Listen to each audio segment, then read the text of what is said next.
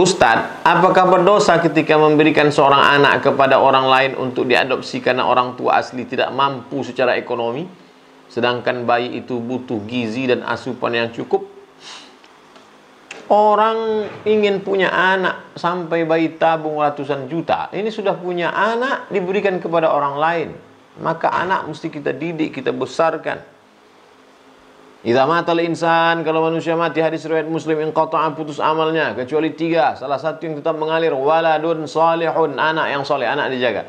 Tapi karena ekonomi susah, maka kemudian anak ini diadopsi orang lain. Apakah boleh adopsi? Boleh, dengan cukup 3 syarat. Yang pertama, jangan sampai pakai binti bapak angkatnya.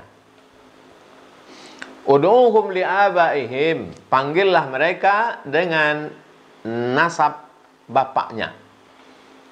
Yang kedua, jangan sampai berdua-duaan si anak angkat adopsi ini dengan bapak angkatnya kalau anak angkat perempuan, dengan ibu angkatnya kalau anak angkat itu laki-laki. La yakhluwanna rajulun ma'amra'atin illa ma'adhi mahramin, tidak boleh berdua-duaan tanpa mahram karena mereka tidak mahram. Ini mesti dijaga. Yang ketiga, jangan sampai harta warisan diberikan semuanya kepada anak adopsi tadi. Karena tidak ada anak, semua harta saya berikan. Tidak boleh. Wasiat dalam Islam tidak boleh lebih dari 1/3 harta. Sayang kepada anak adopsi tadi, beri dia hibah. Beri dia wasiat tak lebih dari 1/3 total harta. Wa ta'awanu 'alal birri wat taqwa. Tolong menolonglah dalam kebaikan dan ketakwaan. Wa la ta'awanu 'alal itsmi wal 'udwan. Jangan saling tolong menolong dalam perbuatan dosa dan permusuhan. Wallahu a'lam. Assalamualaikum Ustadz, saya mau tanya. Waalaikumsalam warahmatullahi wabarakatuh. Kan extension bulu mata itu haram.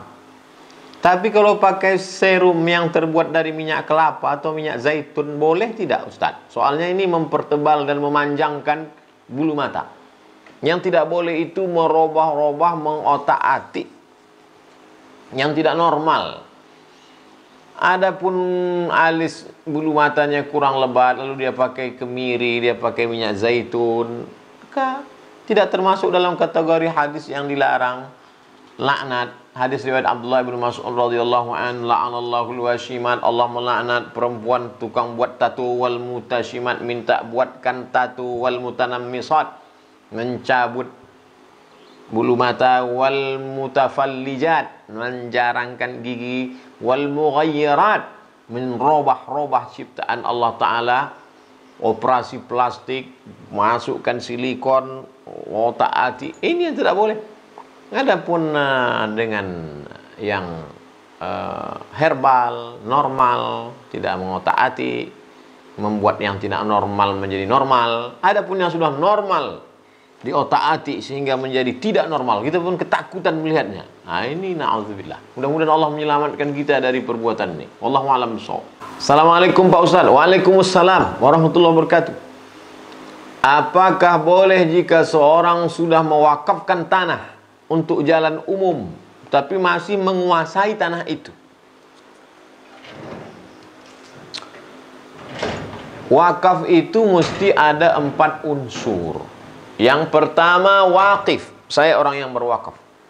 Yang kedua, orang yang menerima wakaf, disebut dengan nazir. Yang ketiga, benda yang diwakafkan, ini tanah. Lalu kemudian ada ijab dan qabul. Saya wakafkan tanah ini untuk pembangunan MDA tunai. Maka tanah ini bagaimana? La yurasu, tidak boleh diwariskan kepada anak. Wala yuhabu, tidak boleh dihibahkan kepada orang lain. Wala yuba'an, tidak boleh diperjualbelikan. Habbasta aslaha, pokoknya itu tetap ada. Selama dia ada, itulah dia disebut wakaf. Maka yang benda hilang, minyak dipakai hilang, maka tidak wakaf. Ini wakaf tanah, bagus untuk maslahat orang banyak. Dia tetap ada, tapi tidak bisa dikuasai untuk dijual belikan atau diwariskan kepada anak-anak atau dihibahkan kepada orang lain. Dia tetap menjadi wakaf. Yang menguasainya siapa? Nazir, orang mengelola wakaf. Kalau di Mesir ada satu menteri khusus, namanya Wazirul Awqaf, menteri urusan wakaf. Di negara kita ada badan wakaf nasional. Wallahu a'lam. Assalamualaikum warahmatullahi wabarakatuh. Waalaikumsalam warahmatullahi wabarakatuh. Saya mau tanya Pak Ustadz, saya punya suami, bekerja karyawan swasta. Oke, punya anak laki-laki. Ya, sudah bekerja, punya penghasilan sendiri. Berarti sudah dewasa, sudah akil balik, sudah punya pemasukan. Belum menikah. Kalau bayar zakat fitrah untuk anak laki-laki ini, apakah suami saya membayarkan zakat fitrahnya atau anak laki-laki yang sudah punya gaji ini bayar sendiri? Nah, ini pertanyaan. Faradha Rasulullah SAW sadaqatul fitri, zakatul fitri.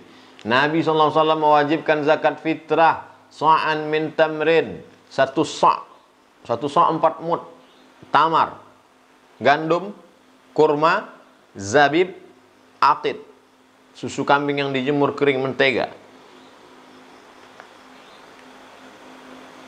Bagi setiap ala kulli muslimin wa muslimatin saghirin wa kabirin, diwajibkan bagi muslim laki-laki, perempuan, yang besar, yang kecil. Kalau anak itu belum akil balik, bapaknya membayarkan. Sedangkan anak ini sudah dewasa, sudah akil balik, sudah bekerja, sudah mampu, sudah punya gaji, ya dia bayarlah sendiri zakat. Tapi kalau bapaknya mau bersedekah ke anaknya, baik, tak salah. Wallahu a'lam. Ustaz mau tanya, apakah kalau kita donor darah di PMI saat bulan puasa dapat membatalkan puasa? Donor darah di bulan puasa, darahnya diambil, dikeluarkan, atau memasukkan darah, maka tidak membatalkan puasa. Begitu fatwa Syekh Yusuf Al-Qardawi dalam kitab Fatawa Mu'asirah. Saya sudah kumpulkan 3 fatwa ulama: fatwa Syekh Yusuf Qardawi, fatwa Syekh Ali Jum'ah, fatwa Syekh Atiyah Saqar dalam kitab Bunga Rampai 30 fatwa seputar Ramadan. Ada di internet. Wallahu a'lam. Assalamualaikum Pak Ustadz Abdul Somad. Waalaikumsalam warahmatullahi wabarakatuh. Apakah menabung emas di pegadaian itu riba? Sedangkan emas dan perak adalah nilainya tetap stabil setiap tahun dari tetapkannya dirham, emas sebagai mata uang dibandingkan uang sekarang. Tidak ada uang kertas zaman Nabi SAW. Dinar mata uang emas, dirham mata uang perak.